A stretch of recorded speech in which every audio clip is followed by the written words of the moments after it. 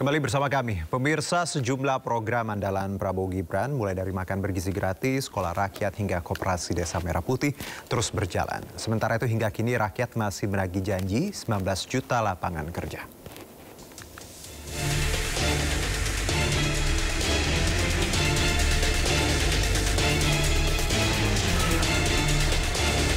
Makan bergizi gratis pertama kali diluncurkan pada 6 Januari 2025. Hingga akhir Juli tahun ini, MBG telah menjangkau lebih dari 7.300.000 penerima di berbagai daerah. Prabowo menargetkan program ini akan menjangkau 20 juta penerima manfaat sebelum 17 Agustus 2025. Sementara itu, Badan Gizi Nasional masih membutuhkan tambahan anggaran untuk pelaksanaan MBG, di mana total kebutuhan anggaran mencapai 121 triliun rupiah. Meski menuai pro dan kontra dari berbagai kalangan, Prabowo tetap berkomitmen menyelenggarakan program MBG untuk mencetak generasi emas. Sekolah Rakyat akhirnya resmi beroperasi pada Juli 2025. Sekolah Rakyat adalah program pendidikan berasrama gratis untuk anak-anak dari keluarga miskin dan miskin ekstrim. Menurut Menteri Keuangan Sri Mulyani, alokasi anggaran sekolah rakyat di tahun anggaran 2025 mencapai 7 triliun rupiah.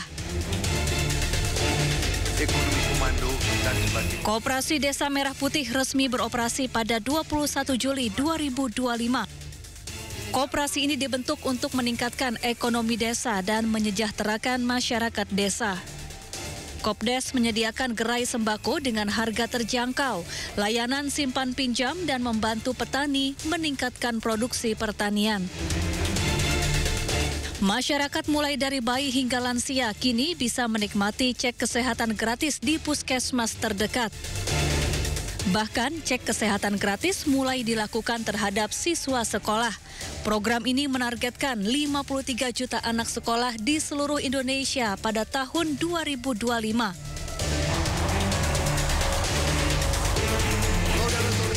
Namun di antara program-program yang telah berjalan, masyarakat terus menagih janji kampanye Prabowo Gibran. Salah satunya 19 juta lapangan kerja bagi masyarakat Indonesia. Janji ini awalnya muncul dari Wapres Gibran Rakabuming Raka saat kampanye Pilpres 2024. Namun kini realisasi program tersebut sulit terwujud. Wakil Menteri Tenaga Kerja Immanuel Ebenezer bahkan mengakui target 19 juta lapangan kerja butuh proses. Pembangunan rumah subsidi yang dijanjikan Prabowo juga masih dalam proses. Pemerintah memasang target ambisius, yakni 350.000 rumah dibangun tahun ini. Namun saat pameran rumah subsidi beberapa waktu lalu, justru menuai respons negatif publik lantaran ukurannya yang dinilai terlalu sempit. Tim Liputan iNews melaporkan. Pemirsa, Presiden Prabowo Subianto dan Wakil Presiden Gibran Rakabuming Raka memiliki visi bersama Indonesia Maju menuju Indonesia Emas 2025 yang tertuang dalam 8 Astacita. Sejumlah poin Astacita tercatat masih belum berhasil dan menjadi pekerjaan rumah untuk pemerintah.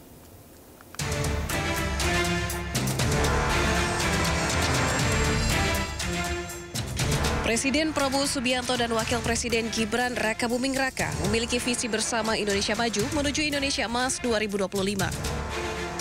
Visi ini sebagai pedoman untuk mendukung pemerintahannya yang didukung dengan 8 misi yang disebut dengan Astacita.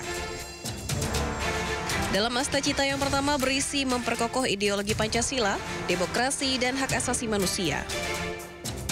Menjunjung tinggi hak asasi manusia, pemerintah tak larang warga untuk mengibarkan bendera One Piece. Tentunya hal ini dibarengi dengan semangat kemerdekaan, di mana bendera One Piece harus tidak lebih tinggi dari bendera merah putih. Astacita yang kedua tentang memantapkan sistem pertahanan keamanan negara dan mendorong kemandirian bangsa melalui swasembada pangan, energi, air, ekonomi kreatif, ekonomi hijau, dan ekonomi biru. Presiden Prabowo menjalankan swasembada pangan dengan menggelar panen raya jagung serentak di Kabupaten Bengkayang, Kalimantan Barat. Panen raya menjadi simbol komitmen kuat pemerintah dalam mewujudkan ketahanan pangan berbasis teknologi dan modernisasi pertanian.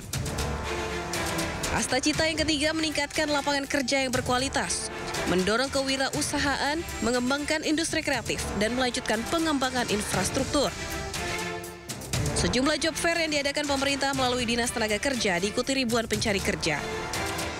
Selain menyediakan lapangan kerja, pemerintah juga mendorong peningkatan kemampuan sumber daya manusia melalui berbagai pelatihan kerja.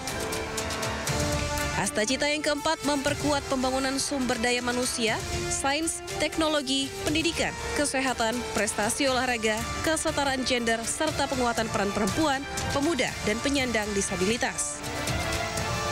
Sekolah Rakyat adalah salah satu program pemerintahan Prabowo Gibran yang bertujuan untuk memutus rantai kemiskinan antar generasi yang ditujukan bagi anak-anak dari keluarga miskin dan miskin ekstrim yang selama ini sulit mengakses pendidikan. Selain sekolah rakyat, makan bergizi gratis juga bertujuan mewujudkan Astacita di bidang pendidikan. Astacita kelima melanjutkan hilirisasi dan industrialisasi untuk meningkatkan nilai tambah di dalam negeri. Pada 8 Agustus 2025, Presiden Prabowo mendukung acara Konvensi Sains, Teknologi, dan Industri Indonesia 2025 di Bandung.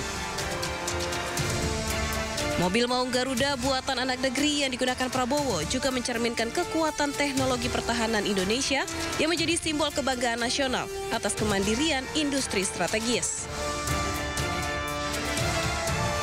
Astacita ke-6 membangun dari desa dan dari bawah untuk pemerataan ekonomi dan pemberantasan kemiskinan. Pada 21 Juli 2025, Presiden Prabowo Subianto resmi meluncurkan 80.000 lebih koperasi desa, Kelurahan Merah Putih sebagai upaya memperpendek rantai distribusi dan memperkuat ekonomi desa. Astacita ke-7 memperkuat reformasi politik, hukum, dan birokrasi, serta memperkuat pencegahan dan pemberantasan korupsi dan narkoba. Penindakan terhadap dugaan praktik mafia pangan kian serius, seperti minyak goreng dan beras. Presiden Prabowo memberikan perintah untuk membereskan korupsi dan mafia tanpa gentar.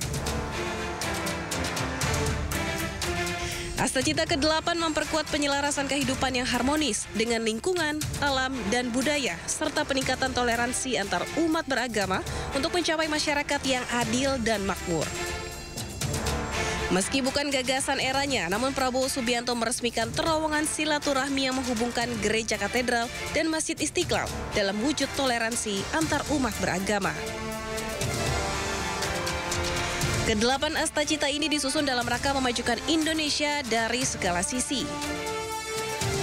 Meskipun nyatanya sejumlah poin masih belum berhasil dan masih menjadi pekerjaan rumah untuk pemerintah, seperti angka pengangguran yang masih tinggi dan koperasi desa yang tutup padahal baru beberapa hari diresmikan. Tim Liputan iNews melaporkan.